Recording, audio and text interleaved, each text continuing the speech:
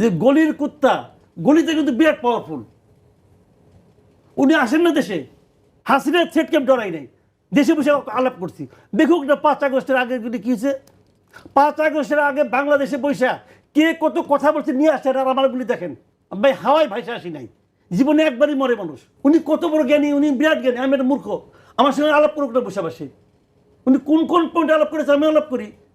উনি তো বিশাল জ্ঞানী, ওই জ্ঞান আমি স্পর্শ করতে চাই না। আমি আমার মতো করে আলাপ করবো, করুক না। খালি আমার 2-3 বার ওজন নষ্ট হবে ওনার কথা শোনার পর, এরই যা সমস্যা। মাসুদ কামাল, একটু ভিন্ন প্রসঙ্গে আসে। আপনি সম্প্রতি বলেছেন মাহফুজ আলমের আওয়ামী লীগ বিষয়ে, আওয়ামী লীগের বিরুদ্ধে মানে নির্বাচন প্রসঙ্গে আপনি বলেছেন যে মাহফুজ আলম ভোট কি জিনিস জানেন না, জীবনে কখনো নির্বাচন করেননি। এবং পাল্টা প্রতিক্রিয়া জানিয়ে পিনাকি ভট্টাচার্য আওয়ামী লীগ অনলাইনে সিপাহসালার উচ্চারণটা ঠিক করি বলেন, আপনাকে আপনার মন্তব্য শুনতে চাই। দেখেন আসলে ওনার সম্পর্কে না, আপনি আসলে মানে আমি যেটা বুঝেছি সেটা আমি বলেছি। মানে মাহফুজ আলম একটা কথা বলেছিলেন যে কোনো অবস্থাতে আওয়ামী লীগ ইলেকশনে আসতে দেবেন না ওনারা।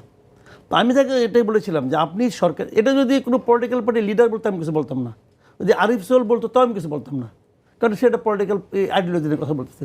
কিন্তু মাহফুজ আলম তো সরকারের একজন উপদেষ্টা, উপদেষ্টা যখন কথা বলতে অথরিটি হয়ে যায়। তা আমি ওনাকে বলেছিলাম যে আপনি যে সরকারের একজন উপদেষ্টা হিসেবে বলছেন যে আপনি আওয়ামী লীগকে নির্বাচন করতে দেবেন না, এটা বলছেন কোন আইনের জোরে? আওয়ামী লীগ এখন নিষিদ্ধ দল, আপনি কি আওয়ামী লীগকে নিষিদ্ধ করতে পেরেছেন? নিষিদ্ধ করলে কে করবে? আমি করবো, আমি করতে পারবো না, কিন্তু করলে আপনাকেই করতে হবে। তা আপনাদের সরকার করুক নিষিদ্ধ, করলেই তো হয়ে যায়, করলেই তো হয়ে যায়। আপনারা একটা ছাত্র সংগঠনকে নিষিদ্ধ করছেন, নিষিদ্ধ করার পরে আমার পছন্দ হোক বা না হোক, নিষিদ্ধ তো আপনি করছেন, করার পরে সংগঠনের নামই আমি উচ্চারণ করি না, আমি নামই বলি না ওটার, কারণ ওটা তো নিষিদ্ধ সংগঠন, আমি বলবো কেন? আমার কথা হলো কি, একটা আইন যখন হয় সেই আইনটাকে আমি পছন্দও করতে পারি, অপছন্দও করতে পারি। যদি অপছন্দও করি আমাকে কিন্তু আইনটা মানতে হবে যতক্ষণ পর্যন্ত আইনটা চেঞ্জ না হবে। তো আপনি তো এরকম কোনো নিষিদ্ধ করেন নাই। যে পার্টি নিষিদ্ধ না, যে পার্টি তার সেটা কি বৈধ পার্টি, একটা বৈধ পার্টিকে আপনি আসতে দেবেন না, এটা আপনি কী করে বলেন? আমি এই বলেছিলাম। এইটা শুনে উনি ওই ভদ্রলোক, ওনারও আমি নাম নিতে চাই না, নাম নিয়ে আমার লাভ কি, কারণ উনি তো দেশে থাকেন না। তিনি তো নিষিদ্ধ না, না উনি তো এই দেশে থাকেন না, উনি দেশে থাকেন ভাই বিদেশ। শুনেন আমি একটা কথা বলি আপনাকে, ওই যে একটা কথা আছে গ্রামে যে গলির কুত্তা গলিতে কিন্তু বিরাট পাওয়ারফুল। উনি আসেন না দেশে, আসেন আলাপ করি, ওনাকে নিয়ে বসেন এখানে আমার পাশে, বসান আলাপ করি। উনি কত বড় জ্ঞানী, উনি বিরাট জ্ঞানী, আমি একটা মূর্খ। আমার সঙ্গে আলাপ করুক না বসে বসে, উনি কোন কোন পয়েন্টে আলাপ করেছে আমি আলাপ করি। উনি তো বিশাল জ্ঞানী, ওই জ্ঞান আমি স্পর্শ করতে চাই না। আমি আমার মতো করে আলাপ করবো, করুক না।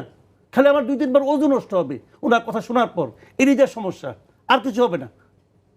ওনার কথা তো একটা ফ্যামিলির 2জন লোক বসে একসঙ্গে শুনতে পায় না, 2 ভাই বসে একসঙ্গে শুনতে পায় না। ওই চটি বই সব জায়গায় চলে, ওগুলো আমাকে বলি বুঝায়েন না। উনি তো ওই ভাষায় আলাপ করে, তো ওনার সঙ্গে আমি কী আলাপ করবো? উনি পিস সাচ্ছে আর এনে কিছু মুরিদ বানাইছে, তো ওইগুলি বলেন না আমাকে। আর আমার আজকে সে থ্রেড দেয়, অমুক করবে তমুক করবে, আর ওই লোকের থ্রেড, হাসিনার থ্রেডকে নিয়ে ডরাই নাই, হাসিনার থ্রেডকে আমি ডরাই নাই, দেশে বসে আলাপ করছি। দেখুক না 5 আগস্টের আগে কি হয়েছে। 5 আগস্টের আগে বাংলাদেশে বৈশা কে কত কথা বলছে নিয়ে আসছে, আর আমারগুলি দেখেন ভাই, হাওয়ায় ভাইসা আসি নাই, জীবনে একবারই মরে মানুষ। আর ওই ভদ্রলোকের কথা আমি এই হব না।